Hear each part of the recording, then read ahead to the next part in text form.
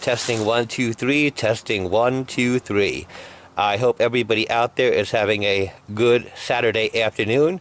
This is Michael from Nibiru News or someonesbones.com, bringing you the latest Nibiru news out there. I won't waste too much of your time on a beautiful Saturday afternoon. I have a story I'm going to read. Then I'll make a few comments and bring it to a close. It should only take 4 or 5 minutes. And if you want, you can just go to the website and read it for yourself. The title of the story is Nibiru Anunnaki Slaughter Russian Soldiers. And I will read the story. Let's see if I got it here. Okay. 1 second, please. Sorry about that.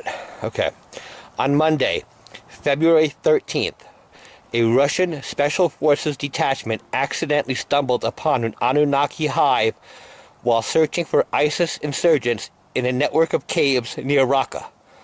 According to the sole survivor of the doomed operation, the enormous Anunnaki aliens initiated a violent confrontation, engaging the Russian soldiers with energy and particle beam weapons. The Russian troops fired back to no avail. Apparently, the Anunnaki had an innate resistance to ballistic weapons.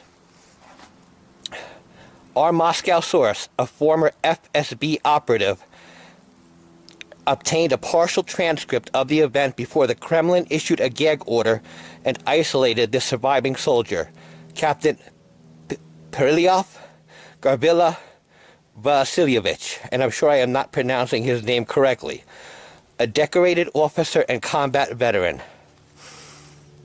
Vasilyevich's unit, the report indicates, had been operating behind enemy lines on a 4-day-long search and destroy mission. They were tasked with locating a band of ISIS freedom fighters believed to be hiding in an expansive network of caves in northeast Syria.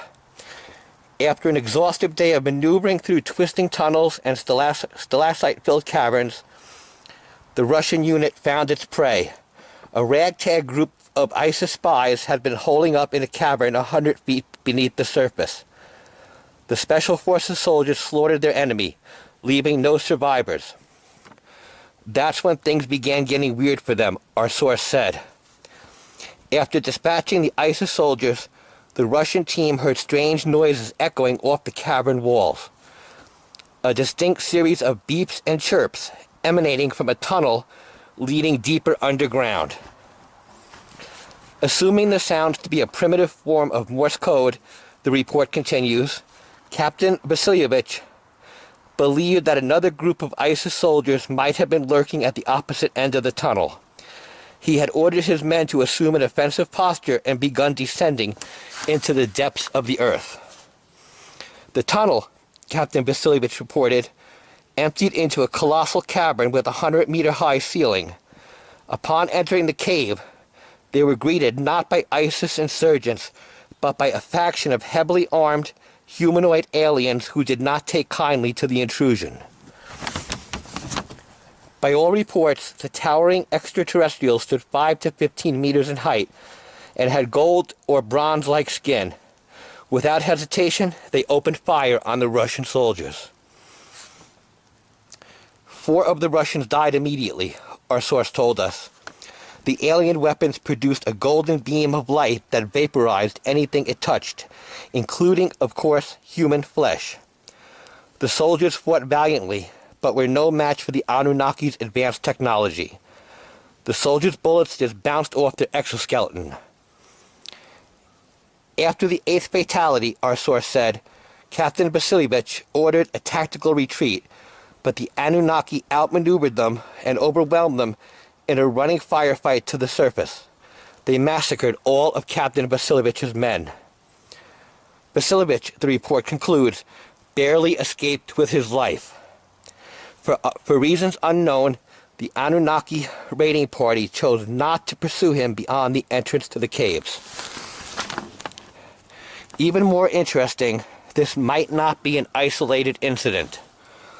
Astrobiologist and Sumerian scholar Hermann Schwarzbaum claims that worldwide governments have concealed numerous confrontations with Anunnaki raiding parties. The extraterrestrials, he said, originate from the fourth planet of the Nibiru system and routinely probe Earth's defenses in advance of Nibiru's arrival. And that concludes the story. Now, please understand that when I read these stories, I am providing information that has been given to us by sources that we deem reliable in their field of study.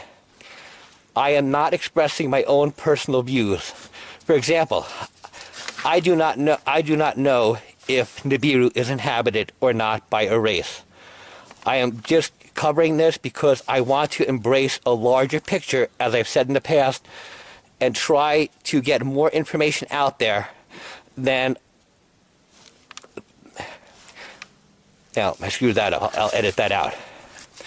And my goal is to try and get as much information out there as possible for people to digest so that they can look at it intelligently and decide what is true and what might be questionable. Because, face it, when it comes to Nibiru, there is a lot of questionable information out there and facts that are difficult to prove. However, absence of evidence is not absence of existence.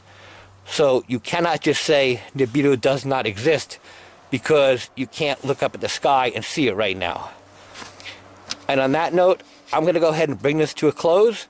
I hope everybody out there has a great weekend. This is Michael from someonesbones.com, aka Nibiru News, signing out. Cheers.